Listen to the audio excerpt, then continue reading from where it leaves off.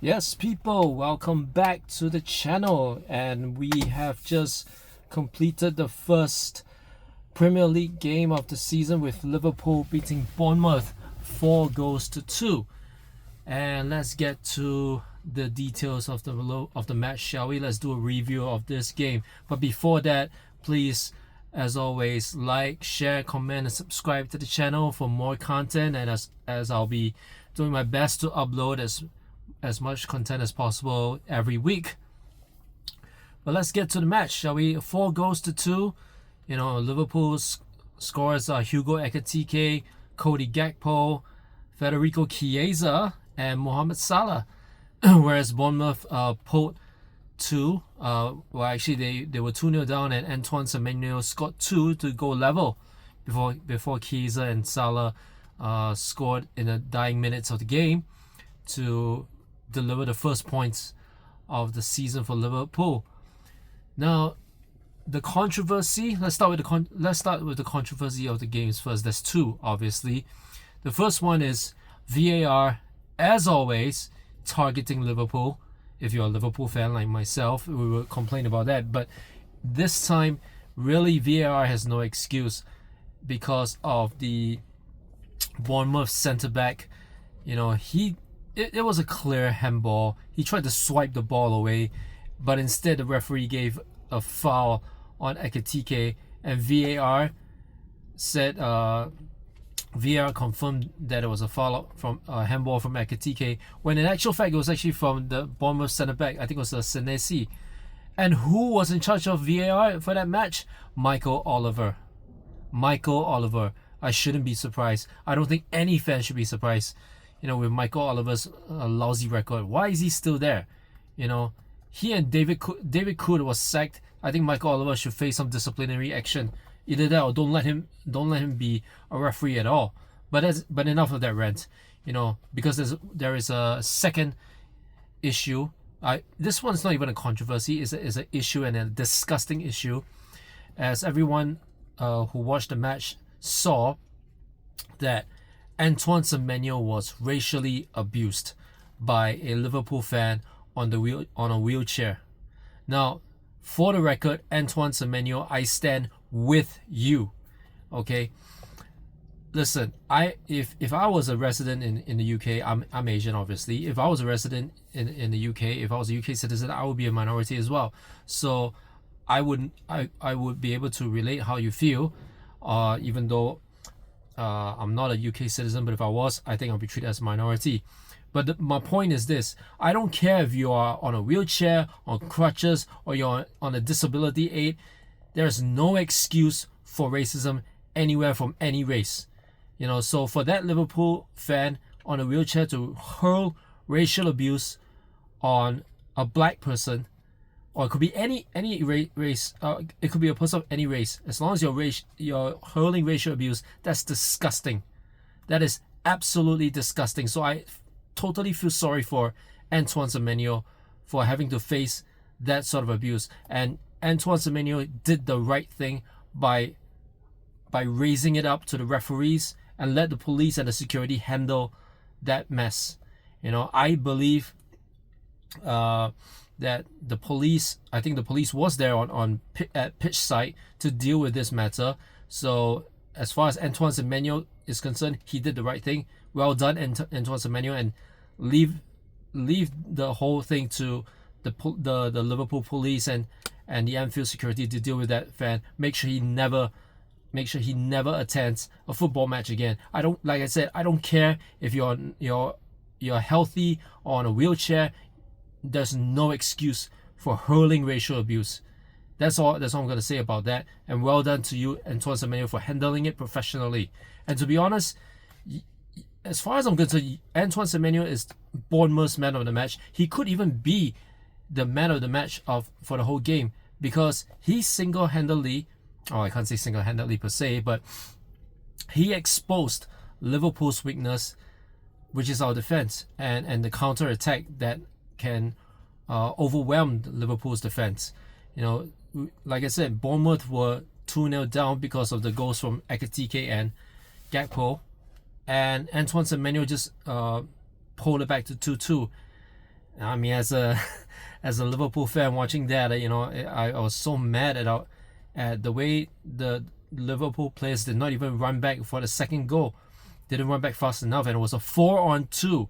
It was a 4-on-2 against Liverpool. 4 Bournemouth players taking on Van Dijk and Konate. It was pretty much inevitable for the equalizer to happen, and I was so mad when that happened.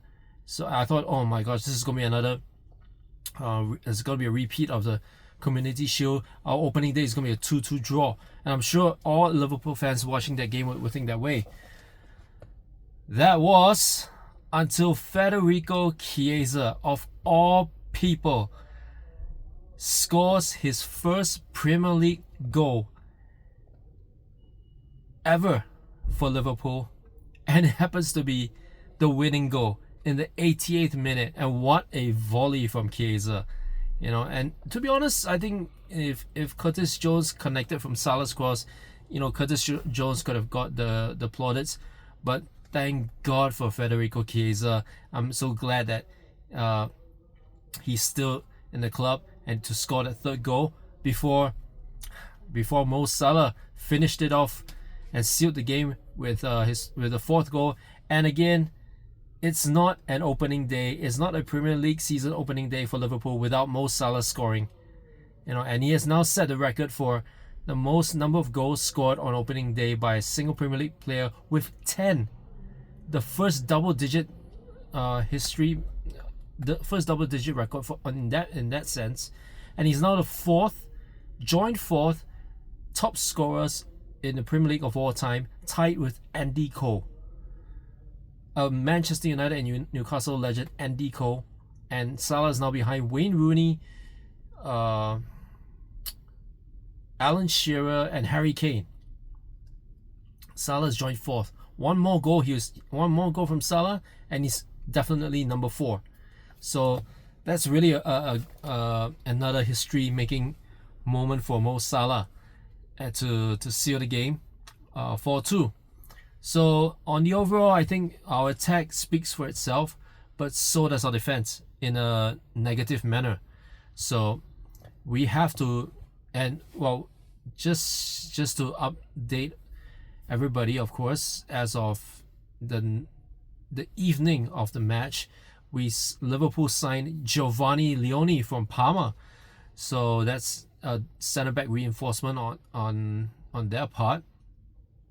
But the main priority is still Mark Guéhi, to get in Mark Guéhi, and if we can get Mark Guéhi in before the transfer window close, I think we're all set in that department. Simultaneously, this leads me to obviously Isak, or at least finding another attacker. So I've said this in the previous video, and I'll say it here again. My prediction for the next match, because Liverpool is going away to Newcastle, I don't think Isak's going to play that match. By the way, Isak is not playing against Aston Villa this weekend on the opening match, so I don't think he's going to play against Liverpool either. Does that mean that Isak is closer to a move to Liverpool, especially since Newcastle are targeting Visa? So does that mean that's gonna happen? I don't know. I'm not a fortune teller. I hope it does, because we really do need attacking reinforcements. But let's divert a little bit. If Isak doesn't join us, who can we get? There's been rumors about Michael Olise of Crystal Palace. There's still that little thing about Rodrigo, but either way, I think Liverpool still can get an attacker into our squad before the transfer window closes. Me personally, I'm quite confident about that. I could be wrong, but seems like this is going to be the case. So who knows what's going to happen for the rest of the transfer window, but I hope that by that time it's done. Now that Leone is in, I hope that Mark Guéhi joins in, as well as Isak, to round up the squad. And we're going to need that. We're going to need those reinforcements moving forward, because our schedule is not going to get any easier. If we have to if we have to fight back against Bournemouth like this, imagine what's going to happen in Newcastle even without Isak. And imagine the following match after that against Arsenal, where there's going to be Gyökeres, there's going to be Saka, there's going to be Declan Rice, and the captain Martin Odegaard. These are no jokes. As much as the fans would banter Arsenal, as much as rival fans would banter Arsenal and the Arsenal fan base, thanks to AFTV. But the Arsenal squad is still no joke, so even though they're going to visit Anfield on the third game, we have to take that seriously.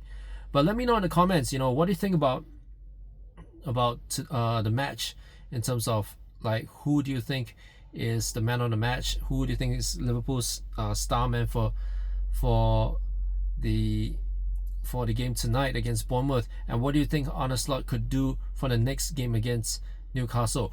And by the way, one last thing, we played tonight's game without Ryan Gravenberch, who is still serving his suspension. But tonight really showed how much we really need Ryan Gravenberch. So I think he should be available for the next game.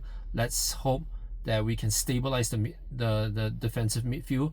We know how Gravenberch can link up with Van Dijk and Konate in this defensive triangle with two centre backs and the DM.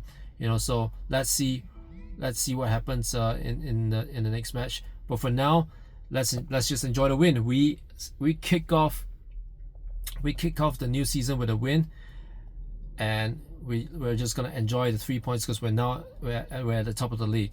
And one last thing, the tribute to our late number 20 Diogo Jota was sweet. Was really, what a nice tribute. And for Salah to lead the singing of the Diogo Jota song and see him in tears, man, that's really moving. I'm really happy for the fans for the way they cheered, and just join in the crowd, join the singing, and Salah standing there, leading the singing. So it's a really touching moment. So up the Reds. We start off the win with a bang, man, and on to the next one. Up the Reds. Peace.